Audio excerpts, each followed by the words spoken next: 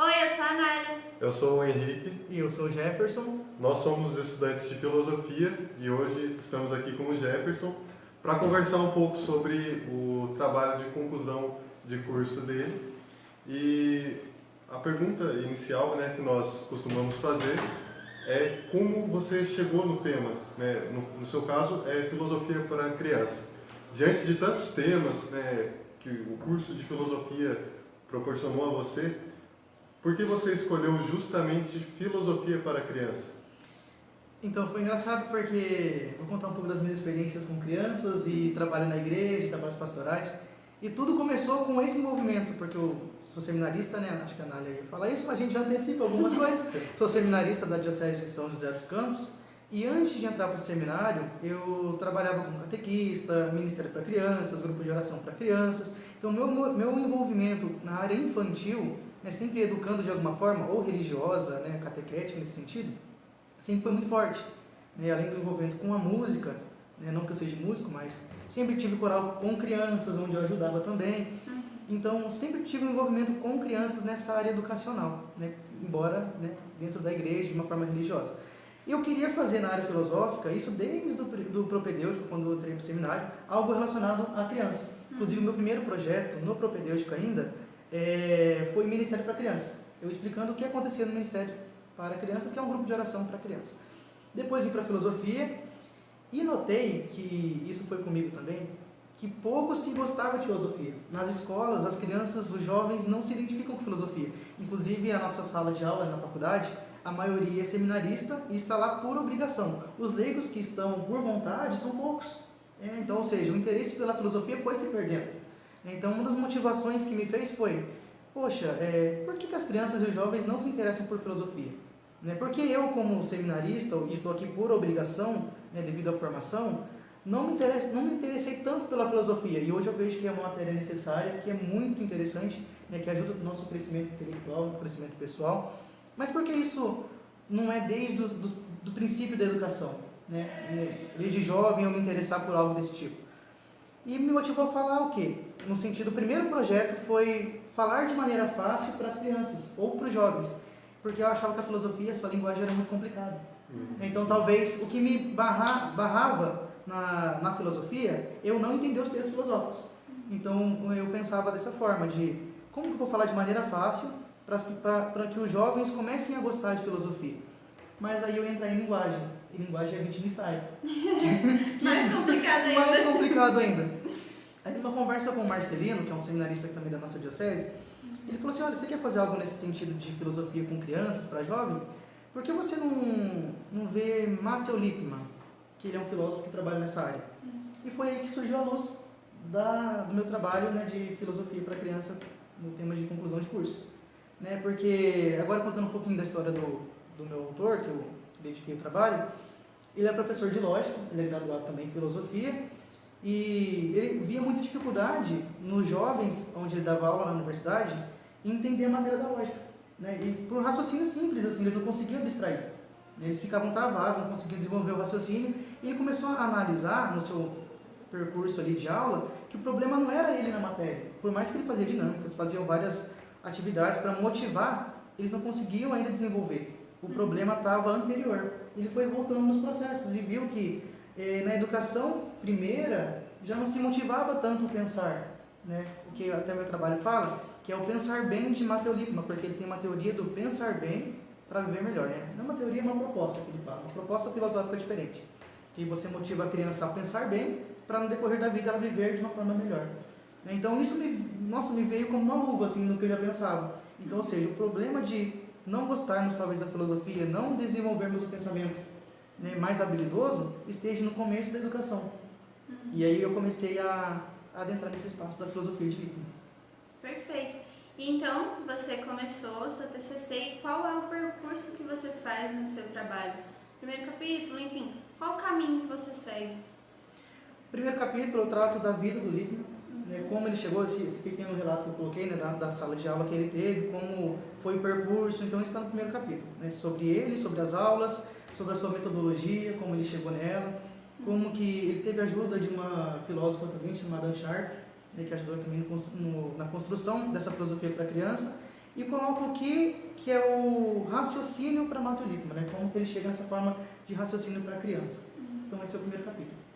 No segundo vem a questão do pensar bem. O que é o pensar bem de Matthew Lipman para se viver melhor? Então tem as questões das habilidades de raciocínio, o que com essa filosofia para a criança é desenvolvido, então isso tudo está no segundo capítulo. E no terceiro capítulo, fazendo uma contextualização para a nossa realidade hoje no Brasil. Como que a filosofia para a criança chegou no Brasil? Porque a gente tem aqui filosofia para a criança.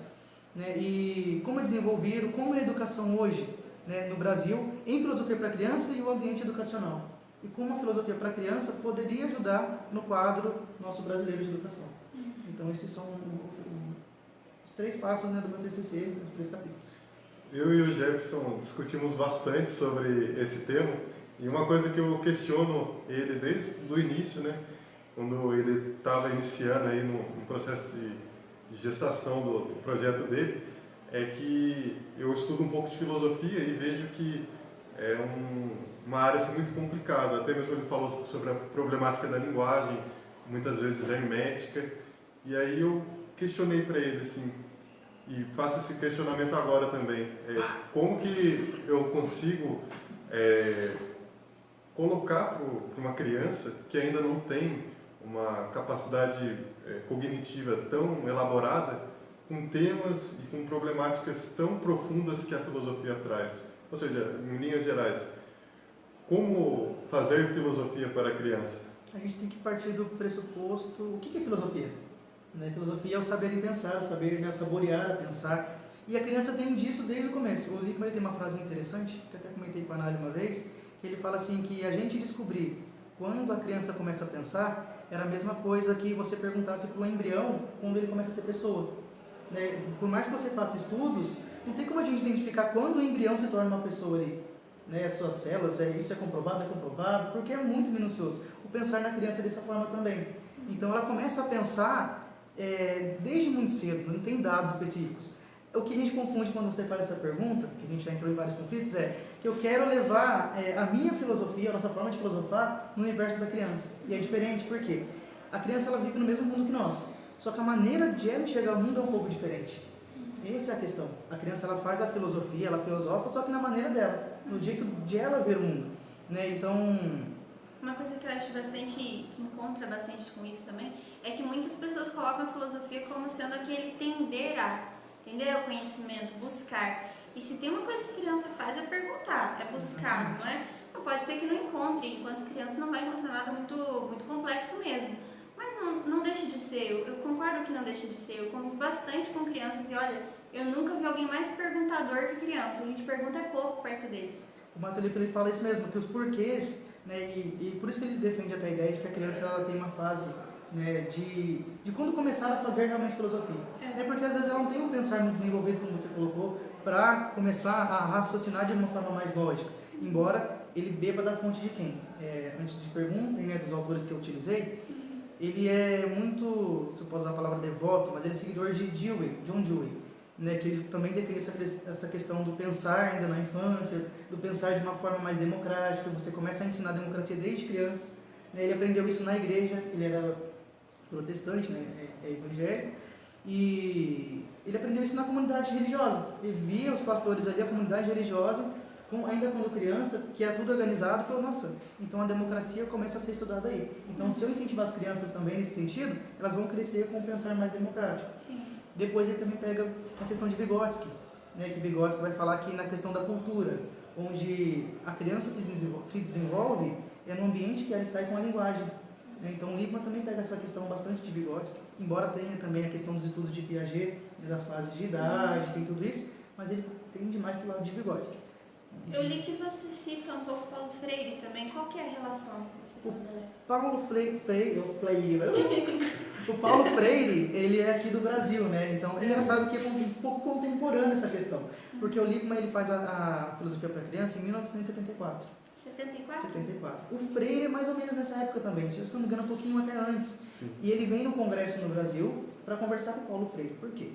O Lipman ele cria o que ele chama de comunidade de investigação, né, que faz parte da sua metodologia central até. E o Paulo Freire, ele cria os círculos de cultura. O que seriam essas duas coisas? Os alunos sentam em círculos, né, ou a sua comunidade ali, que a gente chama de comunidade, ou círculo de investigação, coloca-se um tema e eles vão aprendendo a perguntarem sobre aquele tema proposto. Então eles conversam entre si, tipo, vamos pegar a parte de Lippmann, né, e depois eu já entro no Paulo Freire. Tem a questão do professor. O professor, para Lippmann, ele é como se fosse um mediador. Ele leva o tema, né, para as crianças, o que o Lippmann coloca como proposta de novelas filosóficas. Tem uma novela filosófica, né, a cada faixa etária de idade, porque ele acredita também que devemos respeitar as faixas etárias. Não tem como você tratar de um tema que é para adolescente na infância, não. O conhecimento sobre o mundo, sobre o que acontece, é gradativo. Como arco. Isso, é gradativo. Então você vai colocando as problemáticas de acordo com a realidade da criança, o que ela vive, né, e de acordo com a sua faixa etária de idade. E ele leva esse tema e é discutido. Vamos pegar, por exemplo, entre a gente aqui, o amor. Ele leva uma historinha lá sobre o amor, conta uma historinha e leva esse tema para as crianças. O que é o amor? Né? E as crianças começam a falar. Então ele incentiva, o professor tem que ser esse mediador, onde incentiva as crianças a falarem. Por quê? Qual que é a minha visão de amor? Eu posso falar assim, um amor. Eu tinha o amor de pai e o amor de mãe.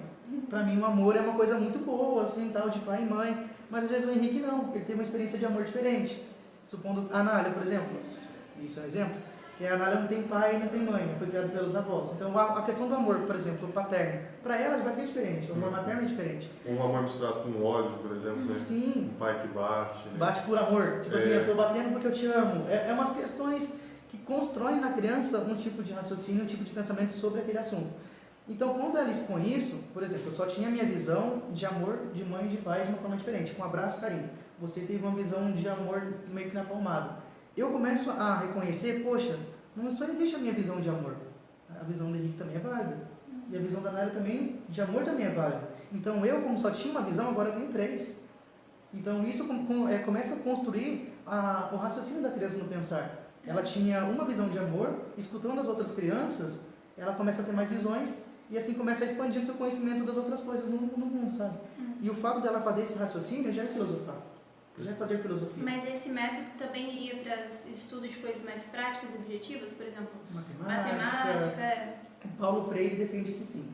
O Lippmann ele fala que essa metodologia poderia ser atribuída a todas as matérias, né, como uma forma de conhecimento. Né? Até que a criança... O Paulo Freire defende na autocorreção. Tipo assim, você vai ensinando a criança e com o passar do tempo, ela vai ver o porquê que ela está fazendo errado. Tipo, se ela escreve uma coisa errada, ela vai sendo educada de tal maneira que vai chegar um ponto que ela fala, nossa, eu estou escrevendo isso errado porque a regra não é bem assim. Isso nesse tipo de conversa.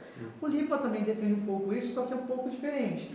Porque ele fala que as outras matérias podem ser utilizadas, mas a filosofia em si, como ela abrange tudo, seria o espaço ideal para esse tipo de argumentação. Né? Por quê? Para o Lippmann, o foco dele, além do pensar bem para viver melhor, é a questão da democracia. Então, por trás dessa questão toda de comunidade, de investigação, o foco é a democracia, é um pensar mais crítico, racional e democrático. Então, por isso a filosofia em si é responsável por essa... Filosofia para criança, no caso, né? A filosofia é responsável por essa proposta filosófica mesmo, de você ensinar a criança a pensar. Perfeito. E aí você, como ele já disse, ele é seminarista, você pretende levar isso adiante depois de sacerdote, porque a gente sabe que você tem já um caminho determinado de estudos dentro do seminário. Você pretende continuar estudando essa área ou tentar contribuir com alguma coisa? Olha, tem O que um você autor leva dessa pesquisa? chamado Marcos Laurieri.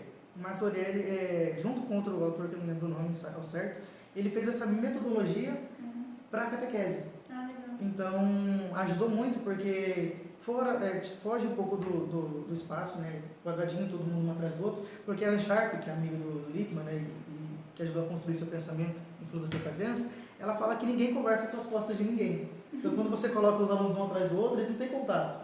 Né? Um fica nas costas do outro, não tem esse contato visual, né? Então a questão filosófica também e de comunidade fica meio defasada, e também na catequese. Né? Então, quando você coloca os círculos e vai trocando as experiências, e ensinando também, porque o professor, mais uma vez, ele não é excluído da comunidade, ele faz parte da comunidade como mediador, acaba dando certo como catequista também. Porém, assim, um dos pontos principais da filosofia de Lippmann é que, às vezes, as pessoas tentam colocar... Pega um pedagogo. Né? O pedagogo não tem toda uma formação filosófica, ele tem um mínimo de filosofia. E ele tenta pegar a filosofia de Lippmann para usar a sala de aula só com pedagogia. E o Lippmann fala que não dá certo. Né? Para você fazer filosofia para criança, além da pedagogia, você também tem que ter uma formação filosófica. Porque todo questionamento que você levantar na sua comunidade de investigação tem que ter um fundamento filosófico. Por isso a filosofia para crianças. Não é um simples achar, eu acho isso. Não é um simples sem fundamentação. Você tem que ter formação filosófica. Na catequese teria que ter pelo menos uma formação teológica. Porque você acaba dominando o assunto. Né? Você consegue colocar, nossa, a criança levantou uma questão. Nossa, você sabia que tem um filósofo que fala isso? E já pensou como você também? Aí você pergunta, Pedrinho, o que você acha desse pensamento da pessoa? É assim que foi feito o diálogo e de forma filosófica de pensar as coisas. Perfeito. Muito legal, Jefferson. Então, você acha que você escolheu o tema certo? Tá feliz com ele? Eu estou feliz, deu muito trabalho porque não se fala muito, né, de filosofia para criança. Né, então não se fala muito. O Lippmann é de onde? Ele é de Nova Jersey, ele é americano. Americano. Ah, Ele é recente, cara, ele faleceu em 2010. Nossa, É muito recente. Super contemporâneo. Recente, é. E, então, você encontrou muitas obras traduzidas? Dele sim. É porque um pouco, não tem tantas obras assim dele, né? Tem as novelas filosóficas, tem toda a metodologia que ele usou, quando ele escreveu, tudo certinho. É um pouco mais fácil, porque a tradução por ser do inglês é muito mais fácil de utilizar. Mas não tem tantos trabalhos desenvolvidos. Então isso dificultou um pouco. Sim. Tem comentadores, assim, tem poucas monografias, poucas pessoas que se dedicaram muito a fazer esse trabalho. Mas é interessante, assim, eu gostei muito. Na verdade, eu parabenizo você por ter encarado um tema, a meu ver, muito difícil e também pouco tratado na filosofia, né? Porque a criança, querendo ou não, é um tipo de indivíduo vulnerável, por assim dizer, e constantemente esquecido e largado na sociedade. Assim como, por exemplo, os idosos, né, que acabam sendo esquecidos. E a filosofia, se preocupar com esse tipo de público, eu acho que é muito válido e necessário para a construção de um conhecimento mais abrangente e democrático, como você mesmo falou, e o Lippmann também bate bastante nessa tecla. Então, eu parabenizo você por ter pego um tema tão necessário para o contexto que nós vivemos. Eu agradeço também a oportunidade de explicar um pouquinho. Vale a pena ressaltar uma questão que o Paulo Freire também coloca, que na nossa educação hoje, porque aquela questão primeira, né, que eu tinha colocado, de a gente não se interessar muito por filosofia. Hoje, na sala de aula, e até em algumas faculdades, né, a gente tem algumas críticas em relação a isso, que os alunos eles são depósitos de conhecimento. Eles não filosofam. Na faculdade de filosofia não se filosofa, o que era para ser um ambiente de filosofia. Quando você leva a filosofia para a sala de aula, ensino médio ou fundamental, os alunos não filosofam. Eles são depósitos de filosofia. Eles aprendem a história da filosofia e não a filosofar. Uma folha em branco, né? Que você só... eu coloquei isso no meu TCC, a questão da folha em branco. É bom até explicar. Porque a criança, a gente já foi provado geneticamente, né, pelos estudos psicológicos, ela vem com uma carga genética. Né? Ela vem que pode ser... Como a gente conhece algumas crianças que são fenômenos, assim, o seu próprio autor, que é o Blaise Pascal. O Pascal, onde com 9 anos, né, ele já fez uma teoria, assim, ele é muito gênio. Tem a Hannah Arendt também, que já tinha lido Kant com 12 anos. Então, claro, aí você pega a base familiar, são filhos de médicos, filhos de doutores, ou seja, a criança ela tem uma predisposição devido à sua genética. Querendo ou não, isso é verdade. Então, a gente pode dizer que é uma folha em branco, isso eu aprendi depois, né? Uma folha simplesmente branca. Mas quando a gente fala uma folha em branco, é por quê? Você pode pegar uma folha em branco de sulfite, uma criança que talvez não tenha uma base familiar tão tendenciosa na questão educacional, e pode pegar uma cartolina. Ou seja, as crianças elas podem ter a mesma base, assim, no sentido de essência. São duas folhas de tamanhos diferentes. Uma criada ali um pouco meio mais humilde, sem uma base muito filosófica, e outra criança no meio de doutores. Né? Como você vai preencher essa folha, aí depende da escola e da sua formação. Então você pode preencher toda uma folha sulfite, ela por inteira, porque você sabe que a criança é limitada naquele período ali. Então, onde você puder utilizar daquilo que ela já tem geneticamente, né, junto com a proposta de Lippmann, e desenvolver aquilo, seria muito bom. Se você conseguir pintar ela inteira, ótimo, de uma forma boa. E você pode também ter aquilo contrário. Uma criança com uma baita capacidade, né, uma folha de... uma cartolina enorme branca, e você colocar num processo educativo onde ele só vai usar a pontinha e vai preencher só aquela beirinha daquela folha. Ou seja, ela tinha uma capacidade enorme para desenvolver, mas como não souberam desenvolver, ela fica limitada. Então, quando eu coloquei que ela era uma folha em branco, eu considero também essas capacidades genéticas, mas aquilo que a gente faz como educador, né, que os educadores fazem com as crianças da forma filosófica de construir o pensar, né, conforme você vai desenhando, tudo fica marcado e registrado. Isso aquilo sendo produzido de uma forma boa, né, só tende a crescer e a pensar um mundo melhor. Por isso, pensar bem, né, você motivar os raciocínios para ela pensar bem, para se viver de uma forma melhor. Perfeito. Acho que é isso. Exato. Tem mais alguma pergunta? Bom, então, agradeço, Jefferson, a sua presença. Só reforçando o que o Henrique falou, parabéns pelo seu trabalho, pela sua coragem e de ter ido até o final com isso. E é isso aí. Até o próximo vídeo e tchau! Tchau, gente. Obrigado, viu?